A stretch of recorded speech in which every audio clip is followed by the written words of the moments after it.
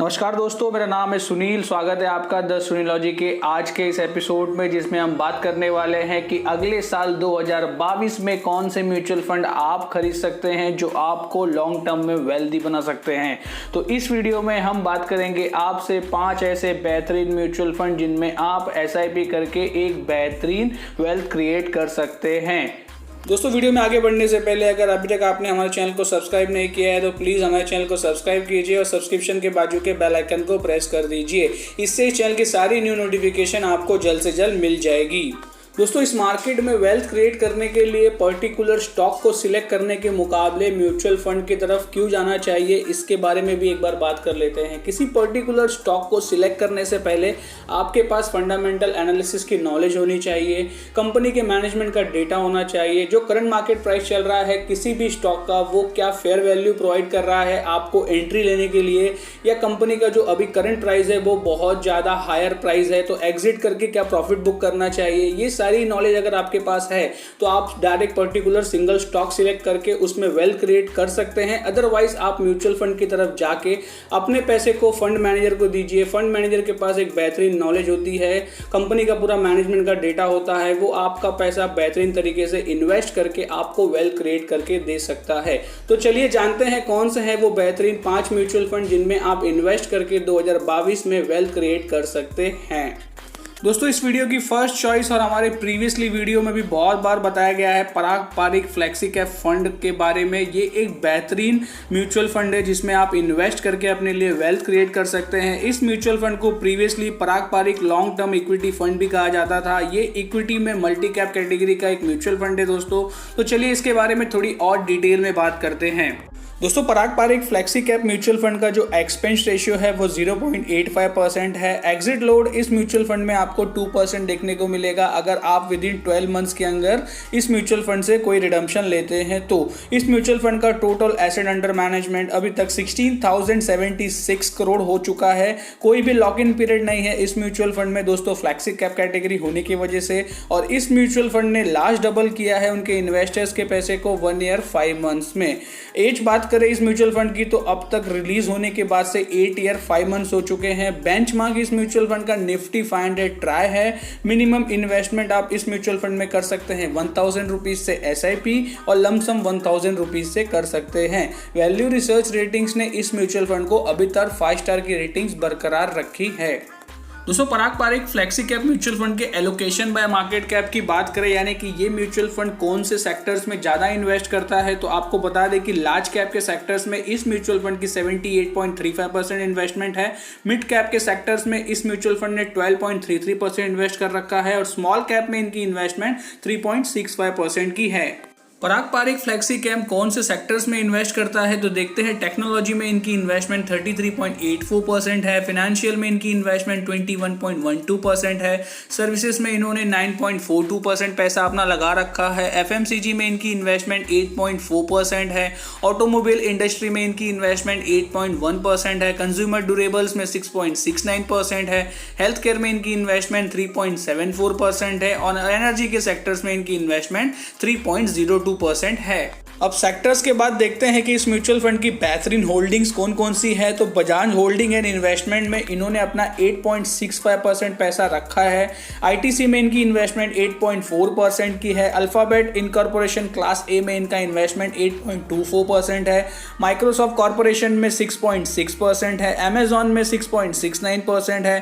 Facebook company में इन्होंने invest कर रखा है 6.14% पैसा। इंडियन एनर्जी एक्सचेंज में 5.92% इन्वेस्टमेंट है। एचसीएल टेक्नोलॉजी में 5.28% है। हीरो मोटोकॉर्प में 4.94% है। सीडीएसएल में इनकी इन्वेस्टमेंट 3.85% है और आईसीआईसीआई बैंक में इन्होंने 3.43% इन्वेस्ट कर रखा है। दोस्तों, इस म्यूचुअल फंड में अगर आपने 10,000 रुपीज की एसआईपी की होती 5 साल पहले तो आपका इन्वेस्टेड अमाउंट अभी होता 6 लाख रुपीज। आपको इस इन्वेस्टेड अमाउंट पे प्रॉफिट जनरेट हो चुका होता 6.24 लाख रुपीज और उसकी करंट वैल्यू हो जाती 12.24 लाख रुपीज।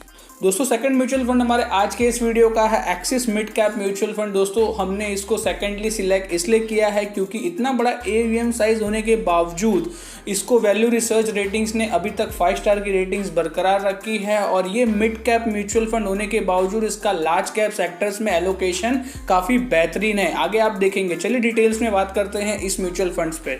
दोस्तों इस म्यूचुअल फंड का जो एक्सपेंस रेशियो है वो 0.48% है, सिर्फ और सिर्फ 0.48%। इतना बड़ा AUM size mid cap category होने के बावजूद इस म्यूचुअल फंड के फंड मैनेजर्स ने बहुत ही बेहतरीन एक्सपेंस रेशियो रखा है। काफ़ी कम एक्सपेंस रेशियो है। एग्जिट लोड की बात करें तो 1% एग्जिट लोड है। विद इन 12 मंथ्स इसमें आप रिडम्पशन लेते हैं तो इस म्यूचुअल फंड का total asset under management 15,395 crore का है। मिड कैप होने की वजह से इस म्यूचुअल फंड में कोई भी लॉक इन पीरियड नहीं है। लास्ट डबल हुआ है ये म्यूचुअल फंड 1 ईयर 5 मंथ्स के अंदर। इस म्यूचुअल फंड का जो बेंचमार्क है दोस्तों वो S&P BSE mid cap try है। मिनिमम आप इसमें SIP कर सकते हैं 500 रुपीज से और लमसम कर सकते हैं 5,000 रुपीज से।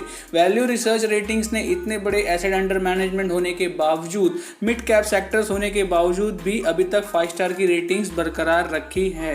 दोस्तों axis mid cap mutual fund के एलोकेशन बाय मार्केट कैप की बात करें तो पहले ही हमने आपको बता दिया था मिड कैप कैटेगरी होने के बावजूद इस म्यूचुअल फंड का जो एलोकेशन है मिड कैप में 61.1% का है और लार्ज कैप में इनका एलोकेशन 34.16% का है।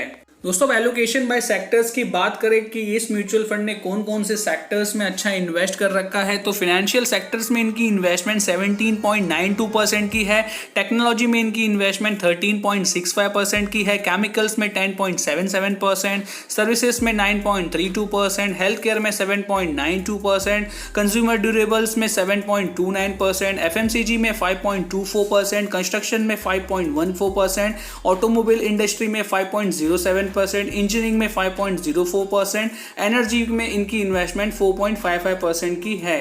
दोस्तों axis mid cap mutual fund की टॉप 10 होल्डिंग्स की बात करें तो चोलामंडलम इन्वेस्टमेंट एंड फिनांस में इन्होंने 4.15% पैसा इन्वेस्ट कर रखा है, NIT में 3.83%, माइंड ट्री में 3.51%, बजाज फिनांस में 3.31%, एस्ट्रल पॉलीटेक्निक में 3.29%, HDFC बैंक में 3.22%, क्रॉम्पटन ग्रीव्स कंज्यूमर इलेक्ट्रिक्स में 3.22%, PI इंडस्ट्री 3.21%, एम्फेसिस लिमिटेड 296% और Avenue supermart that is D-Mart में 2.93% इन्वेस्ट कर रखा है। दोस्तों axis mid cap mutual fund में अगर आपने 5 साल पहले SIP की होती 10,000 रुपीज पर मंथ की तो आपका इन्वेस्टेड अमाउंट अभी होता 6 लाख रुपीज, आपको प्रॉफिट जनरेट हो चुका होता उसके ऊपर 6.1 लाख रुपीज और आपका इन्वेस्टेड और प्रॉफिट दोनों मिला के करंट वैल्यू हो जाती पोर्टफोलियो में 12.1 लाख रुपीज की। दोस्तों नेक्स्ट म्यूचुअल फंड हमारे आज के इस वीडियो का है Canara Robeco equity tax saver fund. दोस्तों ये ELSS कैटेगरी का म्यूचुअल फंड है। अब आप सोचेंगे ELSS कैटेगरी क्यों? आपकी इनकम अगर टैक्सेबल है तो आपको ELSS म्यूचुअल फंड लेना चाहिए अपनी टैक्स की प्लानिंग के लिए। अगर आप टैक्स ब्रैकेट में नहीं आते, आपकी इनकम टैक्स ब्रैकेट में नहीं आती और आप फ्यूचर में अपने लिए टैक्स की प्लानिंग करना चाहते हैं तो आपको अभी से ELSS म्यूचुअल फंड पे ध्यान देना चाहिए और इसमें थोड़ा थोड़ा पैसा इन्वेस्ट करना चाहिए ताकि फ्यूचर में आप जब भी टैक्स प्लानिंग करें तो आपको ज़्यादा प्रॉब्लम ना हो। इस म्यूचुअल फंड की थोड़ी डिटेल्स में अगर बात करें तो फंड का एक्सपेंस रेशियो 0.8% है। एग्जिट लोड आपको देखने को नहीं मिलेगा बिकॉज 3 ईयर का लॉक इन पीरियड है ELSS म्यूचुअल फंड होने की वजह से। टोटल फंड का AUM साइज अभी तक 2,772 करोड़ का है। लास्ट डबल हुआ है ये म्यूचुअल फंड 16 मंथ्स के अंदर। बेंचमार्क है इस म्यूचुअल फंड का S&P BSE 100 ट्राई। मिनिमम आप इसमें SIP कर सकते हैं 500 रुपीज से और लमसम 500 रुपीज से भी कर सकते हैं और वैल्यू रिसर्च रेटिंग्स ने इस म्यूचुअल फंड को भी 5 स्टार की रेटिंग्स प्रोवाइड की है। दोस्तों फंड के एलोकेशन की बात करें कि इस म्यूचुअल फंड ने कौन से कैटेगरी में ज़्यादा इन्वेस्ट कर रखा है तो आप देख पा रहे होंगे कि लार्ज कैप में इनकी इन्वेस्टमेंट 72.82% की है, मिड कैप में इनकी इन्वेस्टमेंट 20.35% की है और स्मॉल कैप में सिर्फ ओनली 2.03% की इन्वेस्टमेंट है। दोस्तों इस फंड के इन्वेस्टमेंट के टॉप सेक्टर्स की बात करें तो फाइनेंशियल में इनकी इन्वेस्टमेंट 32.72% की है, टेक्नोलॉजी में 13.42%, कंस्ट्रक्शन में 6.79%, हेल्थ केयर में 6.52%, इंजीनियरिंग में 6.25%, ऑटोमोबाइल्स में 6.13%, एनर्जी में 5.34%, सर्विसेज में 5.26%, FMCG में इनकी इन्वेस्टमेंट 5.18%, केमिकल्स में इन्होंने अपना पैसा लगा रखा है 2.92% और कंज्यूमर ड्यूरेबल्स में 2.08%।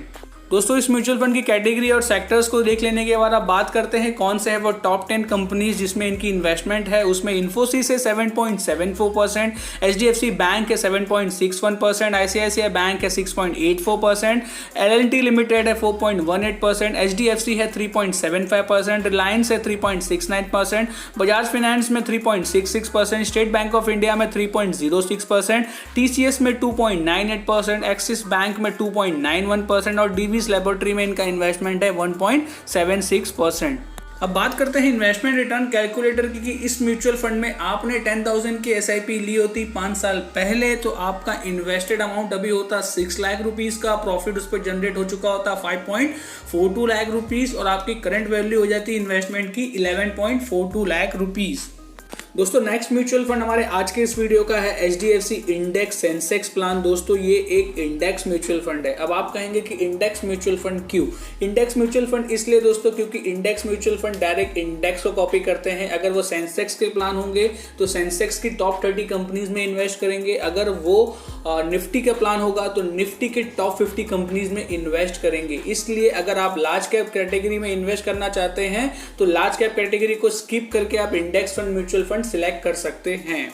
स्कीम की थोड़ी और डिटेल्स में अगर बात करें तो म्यूचुअल फंड का एक्सपेंस रेशियो 0.2% है। ये भी एक इसकी खासियत है दोस्तों इंडेक्स फंड की कि अगर आप लार्ज कैप सिलेक्ट करेंगे तो लार्ज कैप में एटलीस्ट आपको 0.4 0.5 आपको एक्सपेंस रेशियो प्रोवाइड किया जाता है, लेकिन इंडेक्स फंड में बहुत ही कम एक्सपेंस रेशियो होता है। इस इंडेक्स फंड में ओनली 0.2% का एक्सपेंस रेशियो है। एग्जिट लोड की बात करें तो 0.25% है। अगर आप शॉर्टली इसको एग्जिट करते हैं विद इन 3 to 4 डेज के अंदर तो आपको 0.25% का एग्जिट लोड देखने को मिलेगा। AUM साइज इस म्यूचुअल फंड का 2651 करोड़ का है। कोई भी लॉक इन पीरियड नहीं है इस म्यूचुअल फंड में। इस म्यूचुअल फंड ने इनके इन्वेस्टर्स के पैसे को डबल किया है 1 ईयर 5 मंथ्स के अंदर। बेंचमार्क है इस म्यूचुअल फंड का S&P BSE try Sensex. Minimum investment आप कर सकते हैं SIP 500 रुपीज से और लमसम 5000 रुपीज से। वैल्यू रिसर्च रेटिंग्स ने इस म्यूचुअल फंड को 4 स्टार की रेटिंग्स प्रोवाइड की है।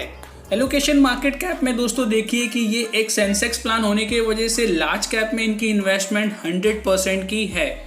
टॉप 10 सेक्टर्स की बात करें कि कौन से हैं वो टॉप 10 सेक्टर्स इस म्यूचुअल फंड के इन्वेस्टमेंट के, तो फाइनेंशियल में इनकी इन्वेस्टमेंट 41.25% की है। दोस्तों ये सेंसेक्स को ही कॉपी करेगा। सेंसेक्स का जो एलोकेशन है इन्वेस्टमेंट का वो 41.25% का है, इसलिए इस म्यूचुअल फंड का भी जो फाइनेंशियल में इन्वेस्टमेंट है वो सबसे ज़्यादा है कंपेयर टू दूसरे सेक्टर से। टेक्नोलॉजी में इनकी इन्वेस्टमेंट 18.84% है, एनर्जी में 14.44% है, FMCG में 7.89% है, कंस्ट्रक्शन में 4.44%, ऑटोमोबाइल्स में 3.42%, कम्युनिकेशन में 2.58%, हेल्थ केयर में 2.26%, केमिकल्स में 2.23%, मेटल्स में 1.54% और कंज्यूमर ड्यूरेबल्स में 1.38% की है।